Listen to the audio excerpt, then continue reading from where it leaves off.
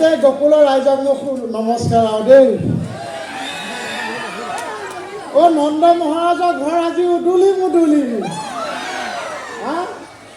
বৃদ্ধ বয়সত হ'লেও ল'ৰা পোনা এটা পাইছোঁ আৰু দেই, ঈশ্বৰ আৰু ভাল লাগিছে। এতিয়া মানে মহাৰাজৰ ঘৰত ল'ৰা পোনা জন্ম হৈছে, কিমান অতিথি আহাকে আহিছে, যোৱাকে গৈছে। ভিতৰত এতিয়া ভিৰ লাগি আছে, আপোনালোকো বহি আছে খাবলৈ পাম বুলি। সকলোকে শ্ৰদ্ধা জনাইছে, এষাৰ কথাহে কওঁ বোলো, দায়টোক নধৰিব আৰু। খাবলৈ আহিছে, আহক, আসন গ্ৰহণ কৰক, খাবলৈ কিন্তু মই দিলেহে পাব। ভিৰ হোৱা নকৰিব। মহাৰাজে কিমান তপস্যাৰ ফলত ল'ৰা পোনা এটা পাইছে, মনৰ আনন্দতে ৰাজ্যত যেনে কৈছে ক'লেই বোলে প্ৰভুসকল মোৰ ঘৰত গৈ পতা ধূলা এখন দি আহিব। ইমান মানুহে পতা ধূলা দিছে, ইমান মানুহে পতা ধূলা দিছে, খাওঁতে 5-5 মান ওলাইছে। মই সকলোৱে খোৱা সভা সকলোৱে মই দায়িত্বত আছোঁ, সকলোৱে মই চকুত কাম দি আছোঁ। মোৰ খোৱাটো কোনোতো লোৱা নাই, মই খাইছোনে নাই, আমাৰ কি পেট নাই, আমাৰ কি ভোক নাই।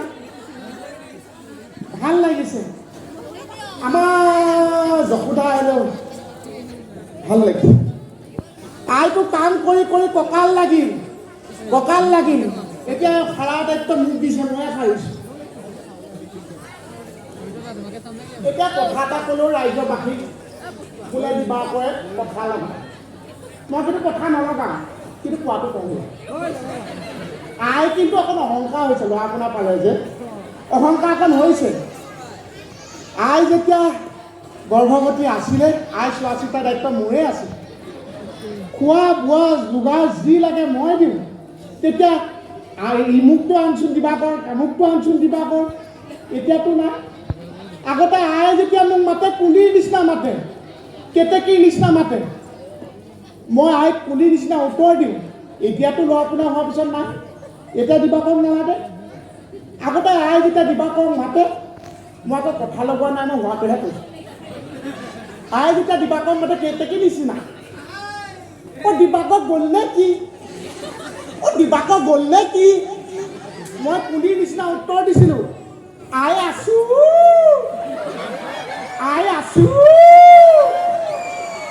এতিয়া মোৰ এয়া দুৰৱস্থা, কোনো খবৰ নোলোৱা হ'ল। হ'লেও মই বেয়া পোৱা নাই, এতিয়া মই কথাও লগোৱা নাই। মনৰ দুখ কিছুমানকে কৈছোঁ, খাবলৈও পোৱা নাই যে। ৰ'ব মই সৰুকৈ কাহিনী এটাহে কওঁ। আই মানে সন্তানটো গৰ্ভত থাকোঁতে, মই কালিও যাম দেই, ডাইৰেক্ট নধৰিব।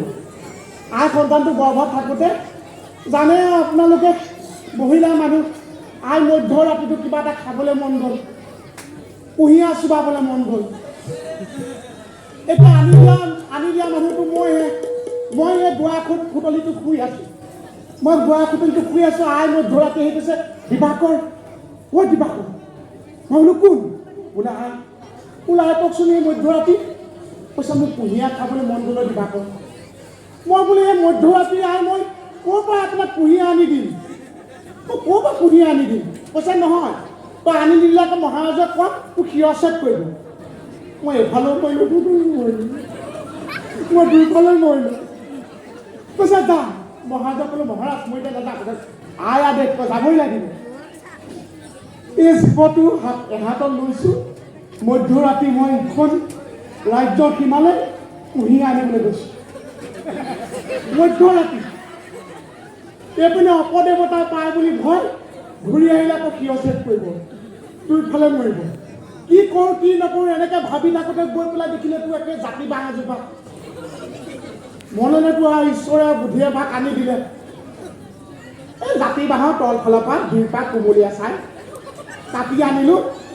বোলো আই ল কুঁহিয়াৰ। বোলে ক'ৰ পৰা আনিলি? বোলো সেই ৰাজ্য সীমাৰ পৰা। আই ডাঙত আছিল। জাতি বাঁহ এজোপাকে দুই পাতকে কুঁহিয়াৰ বুলি এনেকুৱা চুবাইছোঁ।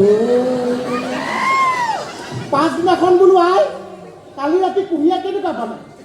কৈছে কি কুঁহিয়াৰ খোৱালিও দিবাকৰ, গোটেই গুৰিটাকে আলু ফালি পেলালে। উপায় নাই, আমি এনেকৈয়ে চলিব লাগিব।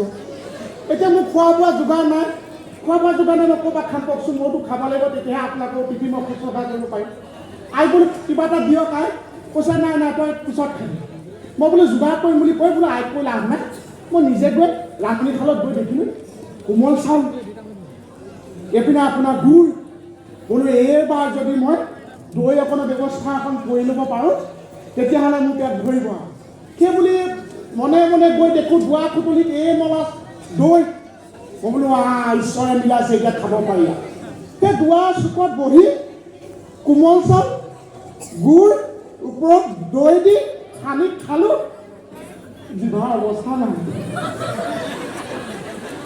পিছত মহাৰাজা কওঁতে কৈছিল সেয়া দৈ নাছিল সেয়া অতিথিলে আমাৰ চুপ আছিল ক'লে কথা